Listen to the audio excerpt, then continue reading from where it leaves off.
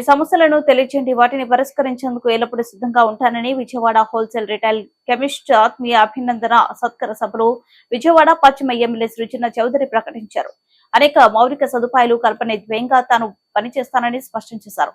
మంగళవారం సాయంత్రం Vijayawada wholesale retail chemistries association ఆధ్వర్యంలో ఆత్మీయ అభినందన సత్కార సభ జరిగింది. ఈ కార్యక్రమానికి ముఖ్య అతిథిగా హాజరైన పశ్చిమ ఎమ్మెల్యే సృజన చౌదరిని అసోసియేషన్ ఘనంగా సత్కరించింది. ఈ సందర్భంగా అసోసియేషన్ ఎదుర్కొంటున్న పలు సమస్యలను ఎమ్మెల్యే దృష్టికి తీసుకొచ్చారు. అందుకు ఎమ్మెల్యే సృజన చౌదరి మాట్లాడుతూ సమస్యల పరిష్కరించేందుకు తాను ఎప్పుడు సిద్ధంగా ఉంటానని, ఎదుర్కొంటున్న సమస్యలు చాలా చిన్నవని, నియోజకవర్గంలో మౌలిక సదుపాయాలు కల్పనకు పూర్తి సహకారాన్ని అందిస్తానని తెలిపారు. సమస్యల పరిష్కారం కోసం ప్రభుత్వం నుండి పూర్తి సహాయ సహకారాలు అందేలా తన కృషి చేస్తానని హామీ ఇచ్చారు.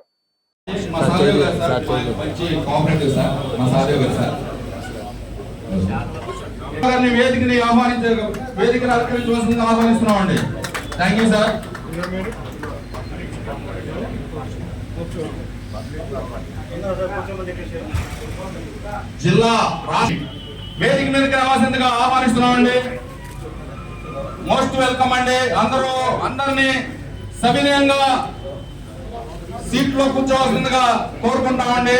ప్లీజ్ అండి, రిక్వెస్ట్ అండి. మనకి మంచి టేస్ట్ చేసుకున్న అదృష్టం. మేము డివిజన్ లో పర్యటనకు వచ్చిన సుజనా చౌదరి గారు ఒకే ఒక మాట చెప్పేవారు, డివిజన్ లో ఏ సమస్యలు ఉన్నాయి, ముఖ్యంగా మరి ఎమ్మెల్యేగా నేను కంటెస్ట్ చేస్తున్నాను, నాకు ఇటువంటి సమస్యలు కావాలి, ఎప్పుడు మన చంద్రబాబు నాయుడు గారు చేయాలి అనే వ్యక్తి మనకు దొరకడం చాలా అదృష్టం అండి సుజనా చౌదరి గారు. ఇది మనకి చాలా గర్వంగా చెప్తున్నానండి.